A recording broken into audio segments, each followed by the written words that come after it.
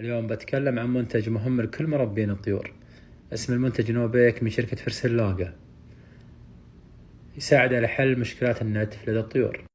حنا مقبلين على موسم الإنتاج، وبعض الأجوز عنده سلوكيات خاطئة من الأساس أو نقص أملاح فتنتف ريش فروخها.